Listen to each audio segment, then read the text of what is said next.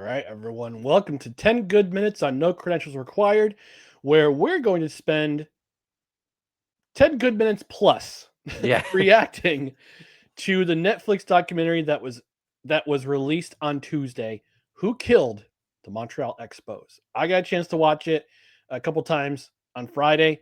Dustin watched it this week, and we're going to give our thoughts to this documentary, which I thought was excellent, gave a good idea of what happened behind the scenes for the entirety of the Montreal Expo, pretty much the entirety of the Montreal Expos era.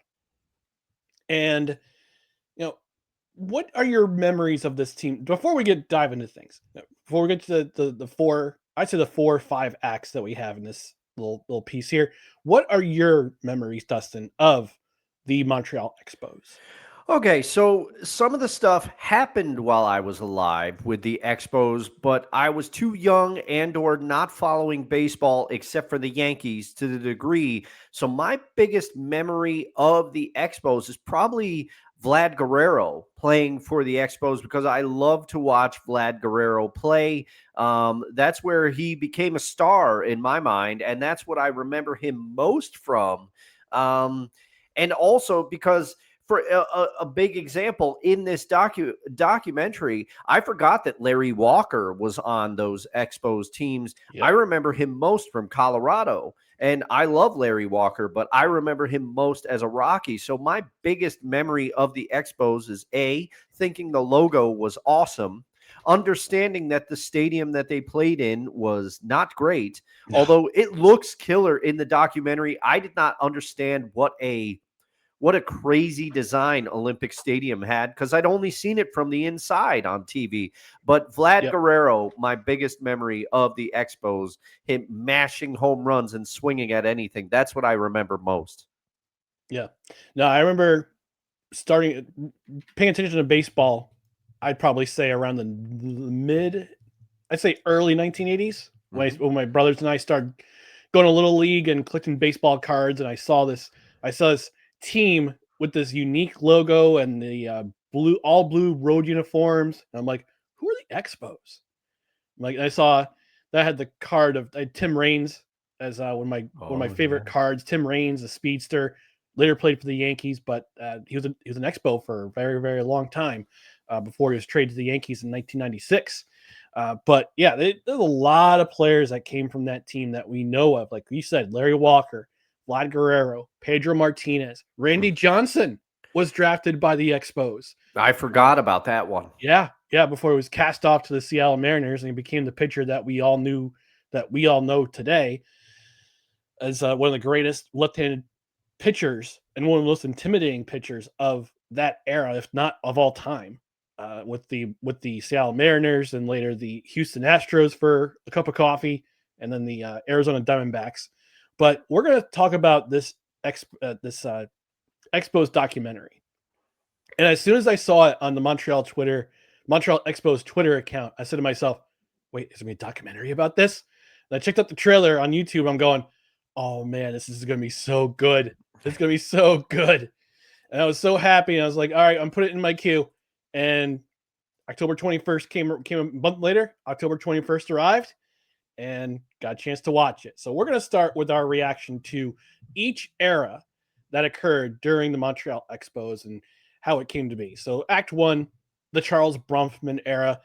Charles Bronfman, who is one of the heirs to the Seagram's empire. Yes, Seagram's as in the ginger ale and the spirits. Hmm. Um, but he's a local businessman in Montreal who decided to pony up some money and have the Expos become the first Major League Baseball team to be outside of the United States. And at that time, it was 1969. It was their first season, and he kind of foreshadowed what things were going to be. Now, Montreal Expos, they played their first couple seasons in Jerry Park. Then after the Olympics, moved into the Olympic Stadium, and that's where we know the Expos from. They played from 1977 all the way to their departure from Montreal in 2005. They played at Olympic Stadium.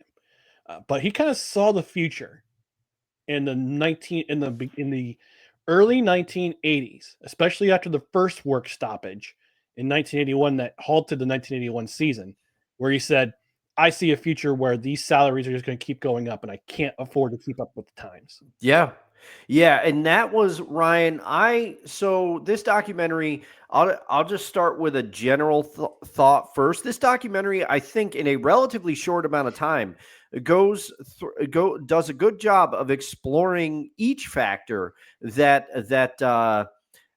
destroyed the Montreal Expos and ultimately led to their demise. But for a long time, I think I had the mind of a lot of baseball fans that the '94 strike was the death nail for the Montreal Expos. It was the start of the death nail. I had that mindset. I did not realize what a role money played and the exchange rate and everything else. So that's, like you said, Charles Bronfman predicted that this would happen before it happened. Yeah, and with the way that the economies, like I think it was Alexandra Pratt, who was the journalist that covered the Expos, not so much the games, but covered, like he wrote 500 stories during the Jeffrey Loria era, which we'll talk about in just a few minutes. But either him or one of the other journalists and former ball players and former associates of the Montreal Expos said, look, in the 1960s and 1970s, the economies in the United States and Canada, they were even par. Mm-hmm. And then in the 1980s, the United States, the economy just kept going up, and up, and Canada kind of struggled behind. And it's interesting that they had that one clip of the exchange rate from Canada to the United States was 71 cents. When I looked at the exchange rate yesterday, Dustin, as we record this is October 25th, October 24th. You know what the exchange rate was between U.S. and Canada? I'm going to guess 71 cents. Yes, one Canadian dollar is 71 cents American as of this recording. Wow, so it October flipped. 25th. It's still the same. Yeah. It's still the same. And I remember at one time in the 90s, or actually just a few years ago, they were practically even. But it's just interesting. We're seeing everything return to full circle. Everything is full circle moment. And yeah, Charles Bronfman saw the future. And before we started this recording, I looked up Charles. I just did some research on Charles Bronfman.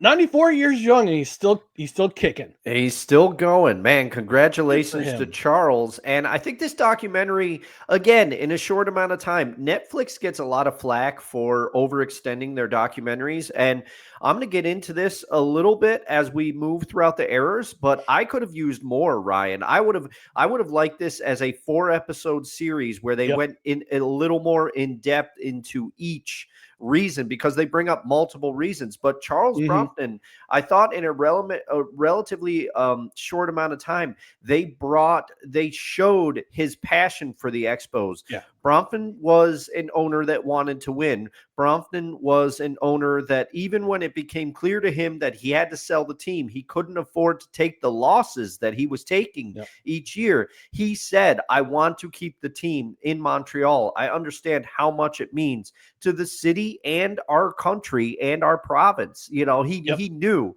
he wanted to keep the team there. He genuinely loved the team, and people loved him as a result of it. Yeah, and one of the Quebecois commentators, either it was the play-by-play announcer or it was the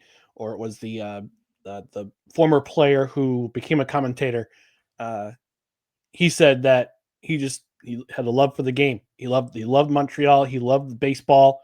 He had heart, and it showed. It showed in every interaction he had with everyone associated with the team, from the manager to the players to the popcorn vendor. Like, the guy loved his community, wanted to keep baseball in Montreal.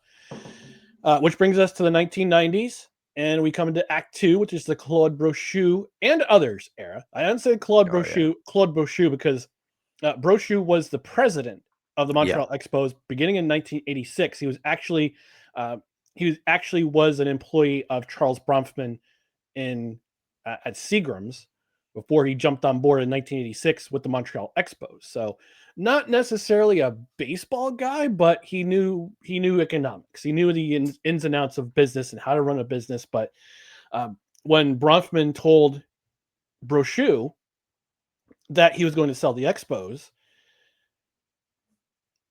the brochure said, we got to keep this in Montreal. Like, I couldn't afford he asked for $100 million for the team. I certainly couldn't afford it, but Yeah. I wanted to reach out to others in the community, others in the city of Montreal, La Ville de Montreal, that could pitch in a couple $1 million. Like, we got 13 people. Yeah. Are part of this ownership group who are members of the community stepping in and say, we're going to save the Montreal Expos. We're going to keep them in Montreal. And we want to keep them here because it's an important part of this city. Yeah. And, I thought the documentary, again, did a good job of illustrating a difference. I believe it was Claude Brochu who explained, he said, look, the U.S. has these multi-millionaires. He said, Canada, we don't really have that. We have some wealthy people, but it's not, no one could afford to take that $100 million price tag on their own. So he said, I wanted to keep the team in Montreal. Bronfman wanted to keep the team in Montreal. I knew I had to seek multiple investors. I knew I had to come up with a plan. And credit to him, I think, for doing it. We're going to get into it. He gets a lot of flack in this documentary. Whether we think he deserves it, I'll leave that to us to decide, respectively. But credit to him for trying to put something together. It's not necessarily his fault. You get that many people involved in something, it's going to be tough to keep everything running together. Yeah. And Claude Brochu recognized that Olympic Stadium was not going to be viable for the future. And here's the funny part. Funny as and ironic, not funny as in, oh, that's hysterical. Olympic Stadium is still standing. Yeah. It's going to be 50 years old next year. It's been 50 years since they built that thing. They just finished paying, the province of Quebec and the city of Montreal just finished paying it off just a few years ago. Wow. Yeah. This was a cost in today's dollars that would have been in the billions. But they keep using it. They use it for concerts. They use it for Expos games. They use it for Montreal Alouettes games, both in the 70s and 80s, and then into the 1990s when they came back when they relocated from Baltimore and had the rebirth. They only played a handful of games, like maybe a season and a half there. Then they currently play at Molson Stadium, but they also had Blue Jays. The Blue Jays played a couple exhibition games a few years back, and it's still standing. They still have concerts there, but they're still repairing the roof again.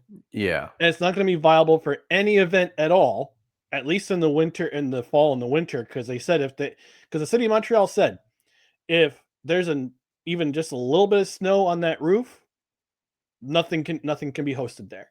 So now they're still repairing the roof again, which leads us into the discussion about a new stadium. And Claude Brochu, to his credit, Yep. and I know, and like you said, Dustin, he gets a lot of flack, and he shouldn't, because at least he tried.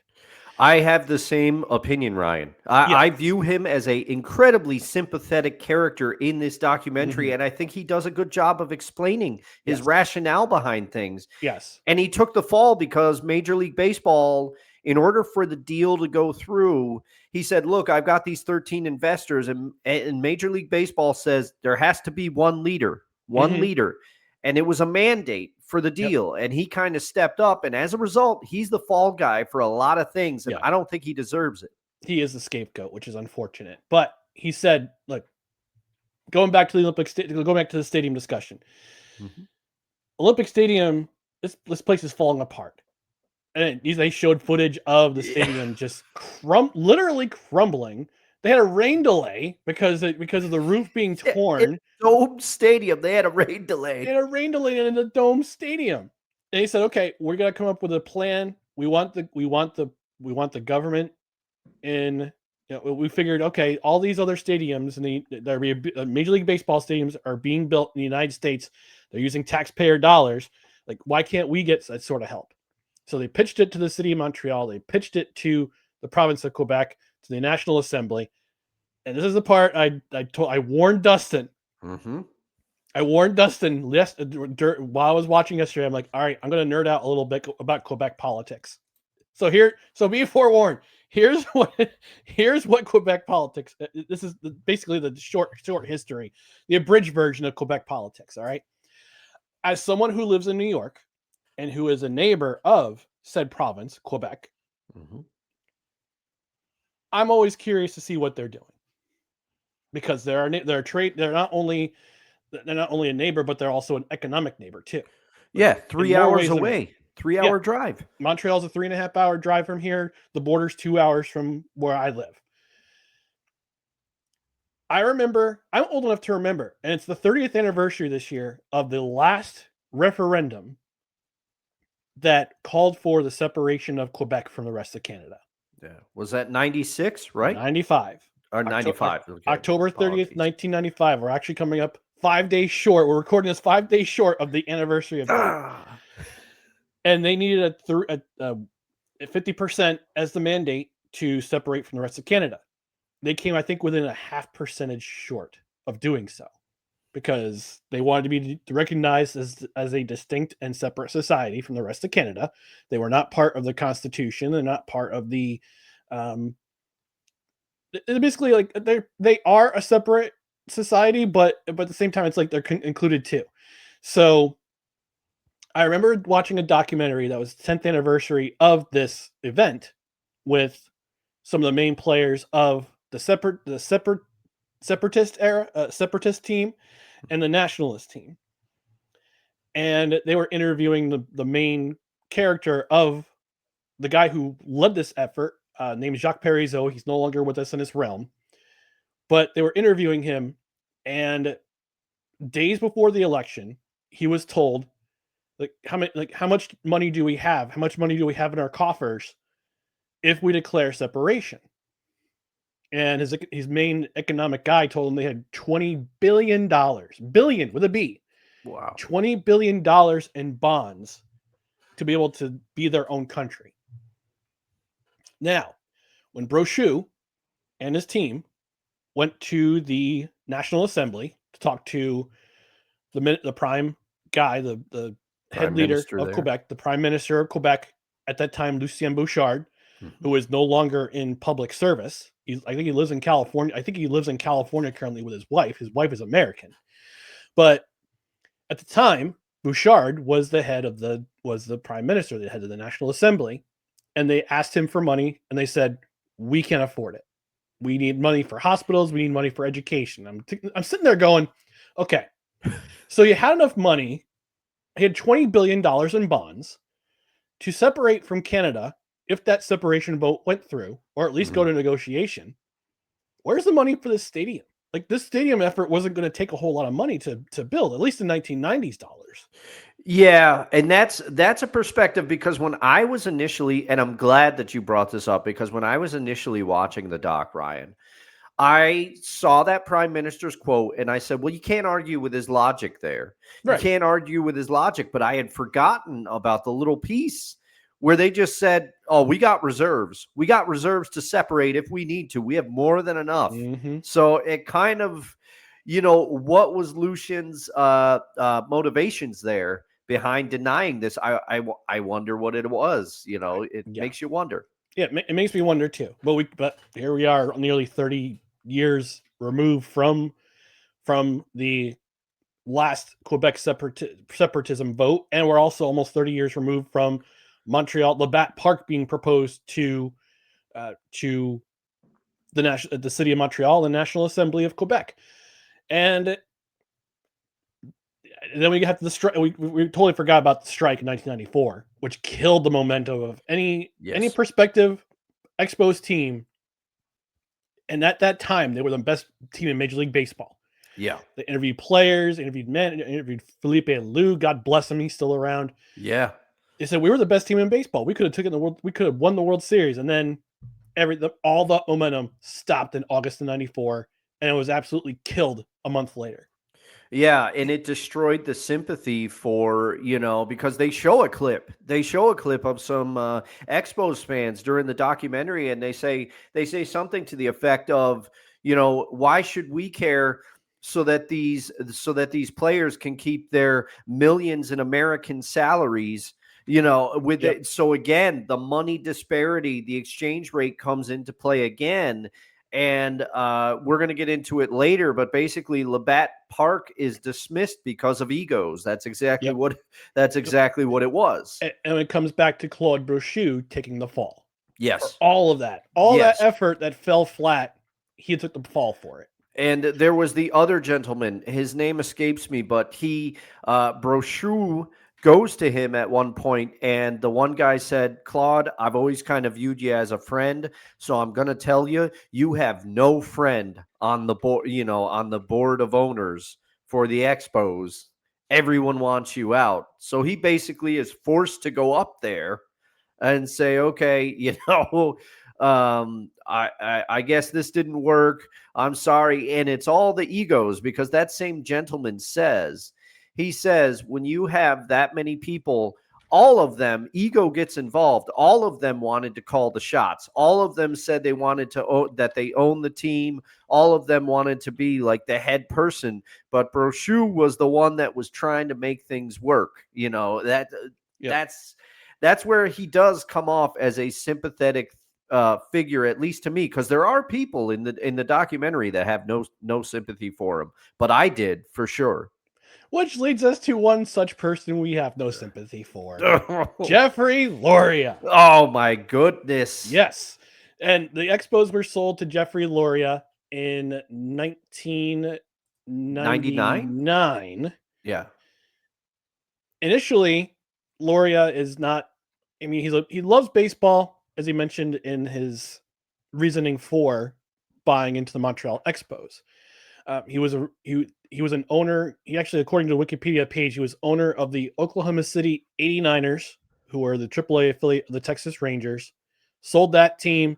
Was looking to buy. He almost bought the Baltimore Orioles in 1994.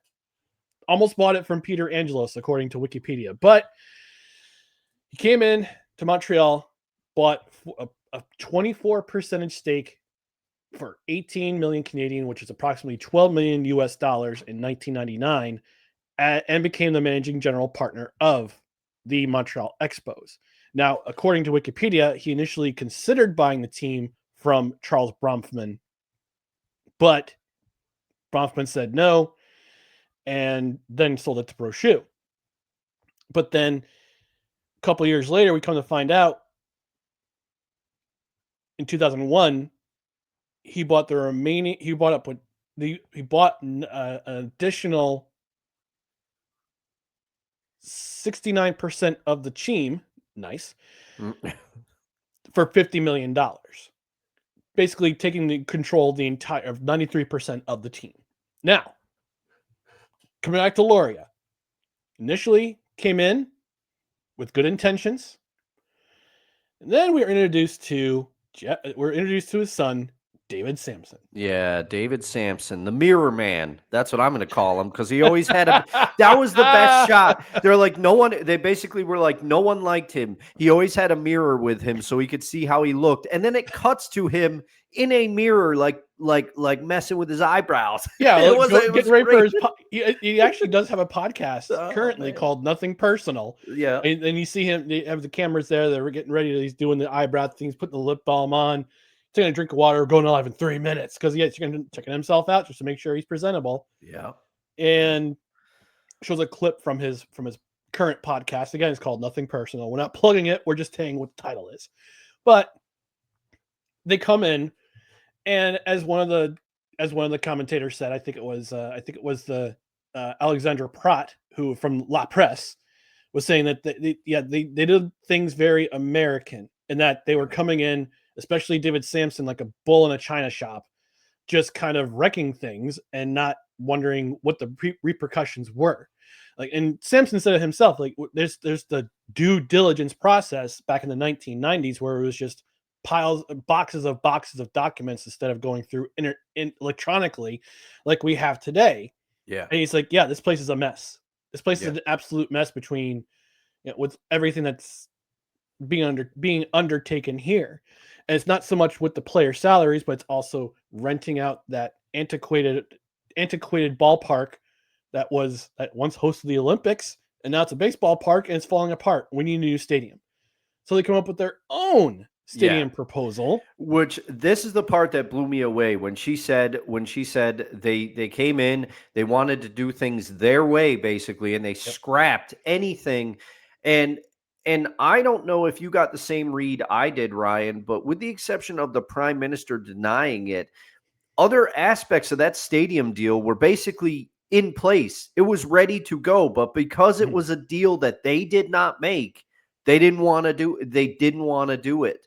That's the vibe that I got. They didn't want any remnant of that deal. And there's one quote from David Sampson that really stuck out. I took it. He said, if you don't have a healthy dose of arrogance, you can't be successful. And you can see it in the approach that he and Loria took with the team. Yeah, and they had their own ballpark proposal, and they said, "Oh, we've got to deal with Labatt for the naming rights of this park." And Labatt said, "No, we don't. Yeah. Not with you guys. Like we Yeah. did with the previous ownership group, but we never had it with you guys." And then basically, like removes all relationships with the Montreal Expos that they previously had. Said, Mhm. "We're done." And not only that, like they also came in, looking for a new ballpark. It's like we're going to be competitive. We're not going to. We're no longer going to be the development club for all the other Major League Baseball clubs. And again, it goes back to 1995 when Brochu was basically forced to Yes. trade a bunch of players who had developed with the Expos. And Yeah, that's where he gets a lot of Brochu blew up the team. But he was forced to. to listen to his explanation, he was forced to. Where was he supposed to find the money? He Yeah, knew they didn't have it. You said it, Ryan. He's a money guy. yeah, Not necessarily a baseball guy, but money was his wheelhouse, and he knew the yep. climate that he was in, which is why Brochu, I'll say it again, he doesn't deserve the flack that he gets, at least from this documentary. No, no, no. But like forgot to mention in the brochure era, they were giving away players or letting players walk. So Yeah. Marquise Grissom traded to the Braves. Yep. They're their main rival at the time. They were killing the Braves at the time. They traded away John Wetland. They sent him to the Yankees. Mm-hmm. They let Larry Walker Going free go agency. in free agency because they couldn't afford to keep him. Ken Hill got traded to the Cardinals. They eventually had to trade or let Moises Alou walk Yep. because they couldn't afford to keep him. So for as much as Brochu got the flack, you kind of understand why. Which you're coming back to Jeffrey Loria, who's at the press conference saying we are no longer going to be the development team for the rest of the Major League Baseball teams, and then they continually get in their own way. It seems, and we heard the one gentleman again. Can't name escapes me. I had to write these. I should have written these names down, Yeah, I should have done a better job but as well. basically he said, I lost my train of thought. But Oh, no, okay, I got it now. okay. So he basically said these guys were coming in doing an American style way of business, where it's just cutthroat and it's just like it's our way or the highway. Whereas in Canada and especially Quebec, there has to be a consensus. Like we Yeah. all have to agree on things. And Loria and Sampson coming in as the majority owner and the team president,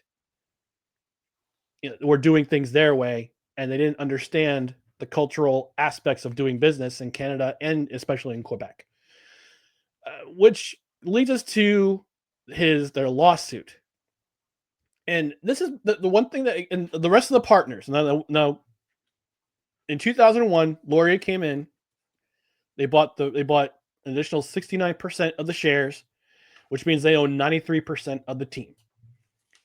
The partners who are still there then tried to sue Loria and Sampson Samson.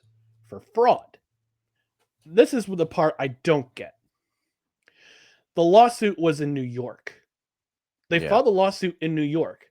Why not file it in, say, Ottawa or Toronto or Quebec and have that home field advantage?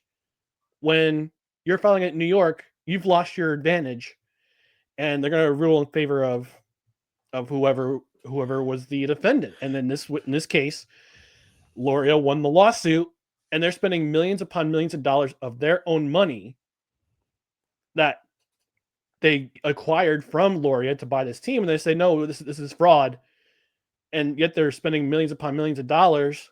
Like you could have spent some of that money on players or Yeah. new things for your team. Well, and I am no legal expert by any means. I No, don't know anything about. we know bird law. Yeah. And I might just be a small town pizza lawyer, but the thing is though that I love that Little Caesars commercial for back in the day. But the thing is, I would think that they wouldn't be able to hold it in Montreal because then any defense team worth their salt would argue, "Hey, Loria is not going to get a fair trial here. We got to file for a relocation of venue." But as you said, Ryan, it could have been Ottawa, it could have been Toronto. Why they went to New York, essentially giving Loria a home field advantage. That's where he's from. Yep. I don't understand that. Yeah, and they tried to file it under a RICO statute, and it wound up falling through.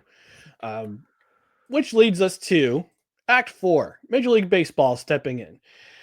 And this is the part that absolutely it gave me a slimy feeling about what Loria and Samson did, because they're quickly finding out that baseball was no longer tenable in Montreal under the circumstances that they were in.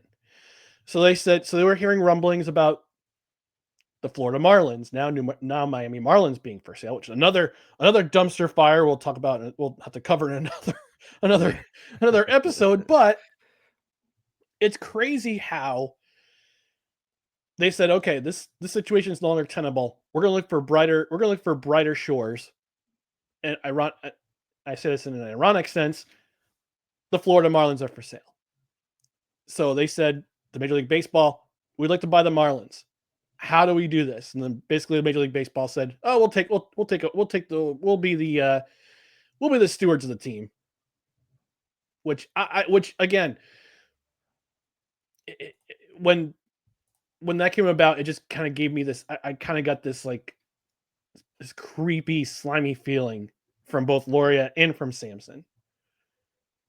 Yeah, and the part that really adds to that for me is, you might realize baseball is no longer tenable, but you're not doing anything to try to help, because I have in my notes, Jeffrey Loria undid the Labatt Brewery deal, and then announced that no games would be broadcast on TV. Oh, I forgot about that. Oh, you're taking one of your revenue streams and you're just, you're already flushing it in down the a toilet. tough situation. So then your solution is, we couldn't reach a TV deal. No TV. How are you supposed to have money for the team when you do that? So that's what made it sound like intentional. And then Jeffrey Loria fired Felipe Alou, who had a strong connection with the players and the city because he wanted to bring in his own guy. So again, it's one of those American way of doing things and not understanding the business climate that you're in. You're not in Kansas anymore, Mr. Loria, but you decide, okay, this is the guy I want to manage my team. The heck with who already is there. I don't care that he has a relationship with the city and the players.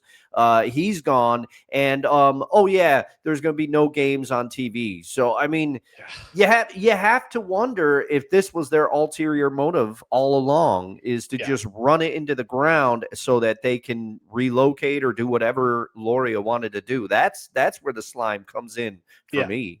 And the ultimate irony of Brochu and his investors buying into the Expos was that there was a buyer in Miami who was going to buy them and move them to Miami back in early 90s, back in 1991. Yeah. Which was crazy. Now that whatever goodwill Loria and Samson had when they bought the team was evaporated by the time Major League Baseball stepped in. That was in 2002, and they said Major League Baseball, we want to buy the Marlins. Now they bought in for $12 million. they sold the Expos to Major League Baseball for $120 million. They made their money back tenfold to buy the Marlins, which they wound up winning the World Series in 2003, and basically repeated everything that Wayne Huizenga did in 1997 when the Marlins won the World Series, then traded every single piece of that team to other organizations and finished with the worst record in baseball. Yeah, they did blew that in it 2003. Up. They blew it up, and in this instance, they blew it up here too. Yep. But it's just very sad to see that Major League Baseball allowed all this to happen under Bud Selig. And this is one of the things about Bud Selig that I will never... I would say for everything that he did right with baseball and trying to bring it back to where it was, there's a lot of things he did wrong with baseball. And the Montreal Expos, and especially Jeffrey Loria, and what he did to that city and what he did to that baseball team, that's something that is, I don't want to say unforgivable, but I will say it's something that is it just leaves a sour taste in my mouth regarding the Bud Selig era. Yeah. Yeah, I agree with you. I mean, I'd probably still take him over Rob Manfred right now. That's saying something. That's an indication of where I think a lot of people feel that Rob Manfred is doing, and the climate of baseball probably heading to another strike. As much as I hate to say that, but yeah, Selig, a lot of missteps in his era for sure. Yeah, and then we tie in the All-Star game. Anyone? Oh God. If Torrey Hunter doesn't rob Barry Bonds that home run, and that happened in Miller Park too. Yeah.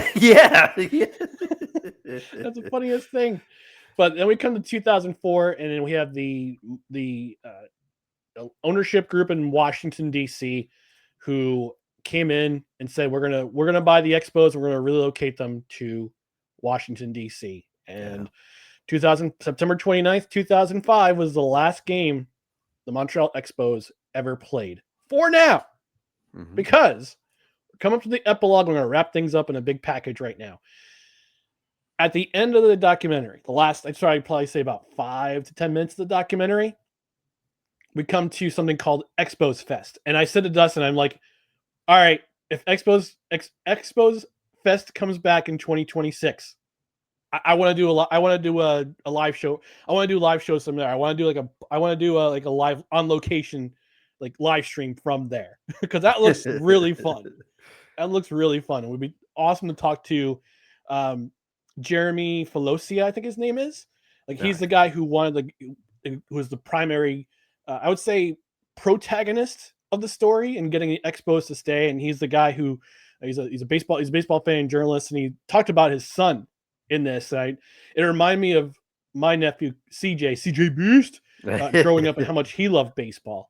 And he said, like I grew, like my dad and I grew up watching the Expos. Like, what am I going to do if I have a son? And he says, my son's a Blue Jays fan, so which means he must be ecstatic as we record this episode. Yeah. But he said, I asked him if the Expos would have come back, would you root for the Expos? And his son said to him, probably. But we keep hearing these rumblings. I'm surprised that they didn't mention the Tampa Bay Rays. Yeah. We're possibly going to do some games, like maybe play half their season in Montreal at some point. I think in 2019 they were talking about it, but then 2020 came along and Olympic Stadium is still falling apart, or seems to be still being repaired. But Dustin, I have to ask you this question. I'll give my thoughts. Could you ever see a time window, a timeline where the Montreal Expos could be back in Major League Baseball? Well, given some of the economic things that this documentary points out that I did not understand previous to this documentary, I don't know, but I'd say, there's been talks of expansion in the MLB. And let me preface this by saying, I always hate when a team when one city gains a team at the expense of another. That is not the way that I would like to see the Expos come back. But I think if expansion truly does happen, because there's been rumblings. I think that's how the Expos come back, and I hope that it happens because to me, I was thinking throughout the documentary, it makes sense to have a couple of Canadian teams in Yeah. Major League Baseball. You got Especially in the bigger markets. yeah, you have the Blue Jays in the American League and the Expos were in the National League, and travel wise it made sense because they're 3 hours away from New York. I mean a little bit more when you're talking the city, but it's Yeah. a quick flight, and it would just be nice. I think the people of Montreal deserve to have their team come back. There will be a lot of people that would be very happy about it. And this is no shade to Nationals fans. I have no ill will against them. They got their team. They support their team. So that's the way I hope that it's expansion. If it is the Tampa Bay Rays that were to become the Montreal Expos, I would feel bad for the people of Tampa Bay that do support that team and do love that team. But that's another candidate because the Rays, they struggle. The Rays and the Marlins, they both struggle. So if it were through other means, relocation, those are the two candidates. But Mhm. I would say maybe within the next decade, there's a shot. There's a shot of something happening, whether it be expansion, because relocation equals money. Tom Verducci says it in this very doc. And Rob Manfred has talked about possible expansion, and I think bringing the Expos back would do a lot for goodwill, I think. I'm going to go on a limb and I'm going to say, yeah, absolutely. Based on everything in this documentary that I watched, and again, I think it was Alexandra Pratt who said this city from 1900 to 1940, the most popular sport was baseball.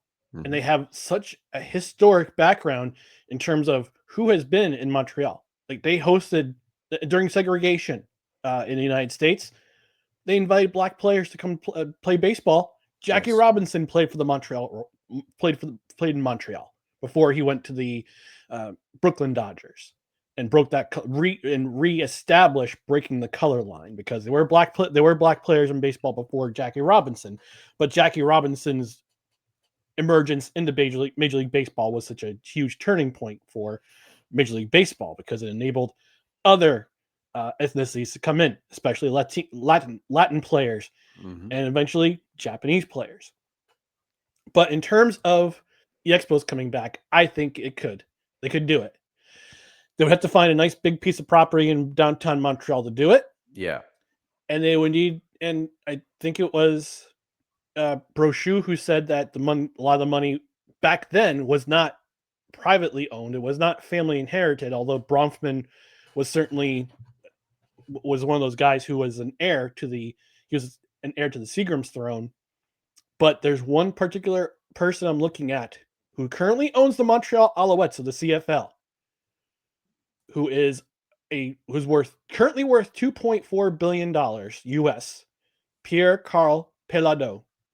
He was the founder of uh, Videotron, and he currently owns the Montreal Alouettes, and he bought them pretty much cheap on the dollar because it didn't take that much to own a Canadian Football League team. But that's a guy I could see saying, "I love sports. Montreal baseball is important to Montreal. I want to bring a team to Montreal."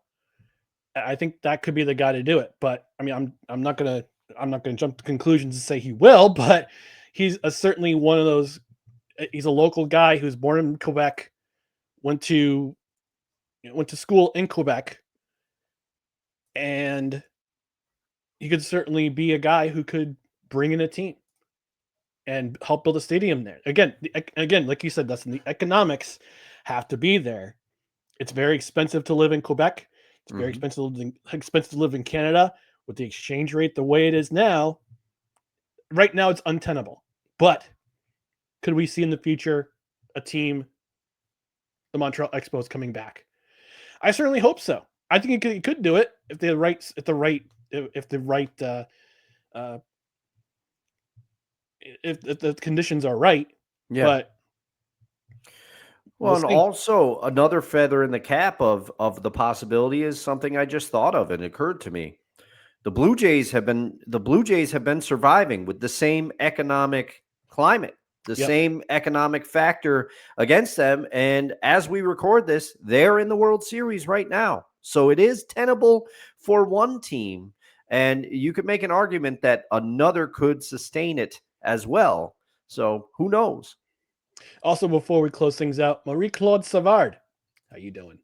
All right, we're gonna get out of here, Dustin, for 10 good. This has actually been a very 45 good substantial. This minutes. has been 45 good minutes on No Credentials Required. Thank you for if you've been with us for this long. Thank you for sticking with us. We enjoyed this documentary. We hope you go and watch it too. Although I will warn you that the auto dubbing is going to throw you off.